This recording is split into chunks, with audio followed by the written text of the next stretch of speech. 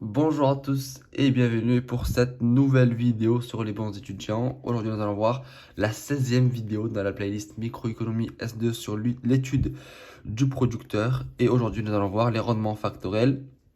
Donc, dans un premier temps, nous allons voir qu'est-ce que c'est que les rendements factoriels. Et puis, dans un deuxième temps, la nature des rendements factoriels et donc comment on va calculer euh, pour savoir la nature des rendements factoriels.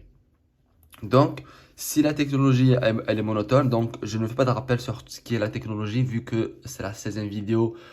J'ai déjà fait une vidéo sur la technologie. Pour ceux qui n'en ont pas encore vu, je vous recommande d'aller la voir. Donc, dans cette vidéo, tous les termes qu'on a déjà vus dans les vidéos précédentes, je ne vais pas les revoir. Si la technologie elle est monotone, alors la fonction de production est croissante. C'est-à-dire que si j'augmente ma quantité d'input, ma quantité d'output ne peut pas diminuer. Imaginons que j'ai un restaurant, que j'ai 10 serveurs et que pour 10 serveurs à midi je fais 50 couverts. Si je décide d'augmenter mon nombre de serveurs, donc les serveurs c'est des inputs, si je décide d'augmenter mon nombre de serveurs, on va dire que je passe de 10 à 12 serveurs, ma quantité de couverts que je produisais à midi ne peut pas diminuer. Il n'y a aucune raison pour que le fait que j'ai plus de serveurs va me faire diminuer mon nombre de couverts. Au pire des cas, ça va rester stable ou ça va très peu augmenter, mais normalement, ça devrait augmenter parce que j'ai plus de serveurs, donc ils peuvent servir plus de clients, donc je peux avoir plus de clients. Bon, il faut aussi que le nombre de tables suive.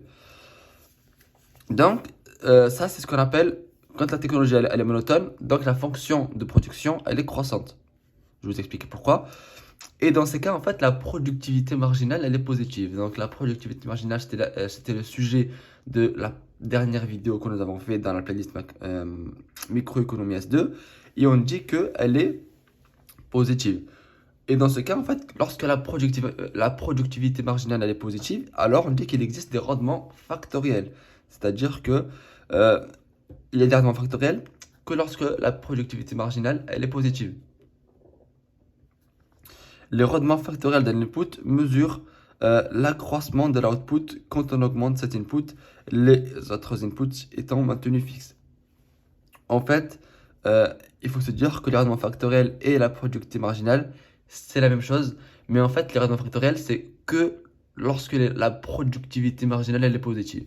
C'est-à-dire que, comme pour la productivité marginale, on va dire que vous avez une entreprise, vous avez deux inputs, x1 et x2. Et en fait, nous, on va s'intéresser que un et après à l'autre. Donc, on va commencer par s'intéresser à x1, donc à l'input 1, et on va le faire augmenter. Et on va voir comment va augmenter l'output quand j'augmente l'input x1, mais je maintiens l'input x2 stable. C'est-à-dire que je n'y touche pas.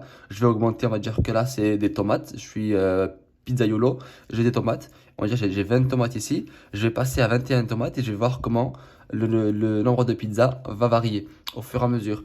Et vu qu'on va faire plusieurs tests, on va voir une courbe en fait des rendements factoriels et je vais voir en fait comment ces rendements factoriels vont évoluer. Est-ce qu'au fur et à mesure que je vais augmenter les tomates, de plus en plus je pourrai produire de pizza ou bien ça va augmenter mais de moins en moins vite. Donc c'est pour ça qu'on va vouloir déterminer la nature des rendements factoriels, c'est-à-dire est-ce qu'ils sont croissants, donc en fait de plus en plus ils montent plus vite, ou bien ils sont décroissants, c'est-à-dire que de plus en plus ça diminue. Donc, comment on détermine la nature des rendements factoriels? Donc, hypothèse la plus réaliste, rendement factoriel décroissant. Pourquoi plus réaliste? Parce que c'est logique. On ne peut pas augmenter à l'infini. C'est-à-dire que je suis pizzaiolo. Au début, je vais augmenter d'un kilo de farine. Je vais produire peut-être deux pizzas en plus. Puis, je vais augmenter d'un kilo de farine. Mais je vais peut-être produire plus que 1,5 pizza. Même si ça n'existe pas, mais on va dire que je produis 1,5 pizza. Puis j'augmente un kilo de farine, mais là je pourrais produire plus que une pizza en plus. Parce qu'en fait, j'augmente que la farine et l'autre input, je le garde à la même quantité. Donc peut-être que j'augmente la farine, mais si j'augmente pas les tomates à côté, ben ça va pas croître aussi vite que j'aurais voulu que ça se passe. C'est pour ça en fait que c'est l'hypothèse la plus réaliste. C'est-à-dire que la production augmente de moins en moins vite à mesure qu'on augmente la quantité d'input. C'est comme on peut le voir ici, on a l'input x1 et l'input x et l'input y.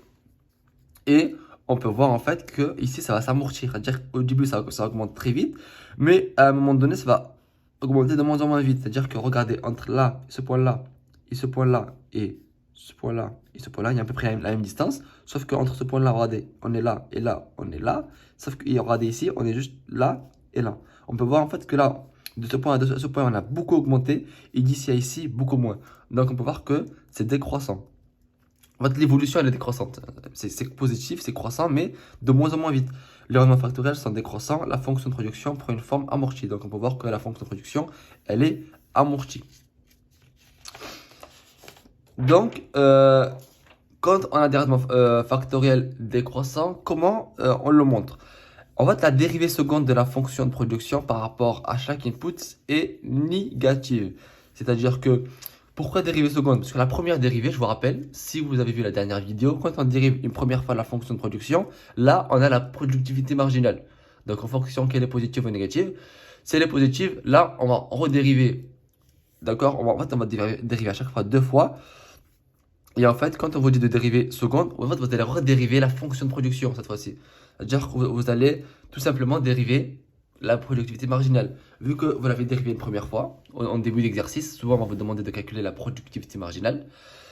Et puis ensuite, vous allez redériver la productivité marginale. Ne commencez pas à redériver 2 fois la fonction de production, ça sert à rien. Parce qu'au début, vous avez une fonction de production, f de x. Vous la dérivez une fois, vous avez la productivité marginale, on va l'appeler P de x. Donc ça, c'est quand vous la dérivez une fois. Et si vous la dérivez 2 fois, là, vous allez avoir les rendements factoriels. Enfin, nature, rendement factoriel. D'accord? Donc, si vous avez déjà ça, n'allez pas redériver 2 fois ici. Puisque vous devez juste plus que dériver une fois P de x. Donc, vous dérivez 2 fois votre fonction de production. Bon, c'est assez simple. Je pense que les dérivés sur la chaîne, il y a des tonnes de vidéos qui traitent des dérivés partiels, etc. Donc, je vous conseille d'aller voir, même dans la playlist mathématique 1, S2, il y a de nombreuses vidéos qui traitent sur les dérivés. Donc, rappel mathématique, le signe de la dérivée seconde indique si la fonction atteint un maximum ou un minimum. Si elle est négative, alors la fonction atteint un maximum. Et si elle est positive, donc inversement, elle atteint un minimum. Donc, en fonction de si elle est ici, elle est négative, donc on peut dire qu'elle atteint un maximum. Donc, la fonction, elle est décroissante, vu qu'à un moment donné, on va arrêter de croître. Elle va atteindre un nombre maximum ou ça n'augmente plus.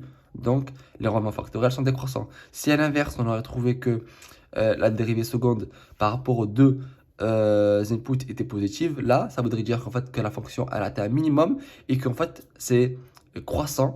Mais bon, ce cas-là, il est très très très rare. Il n'y a aucune entreprise qui peut atteindre l'infini en termes de rendement factoriel, limité par plusieurs facteurs, notamment le facteur de l'offre qui n'est pas infini.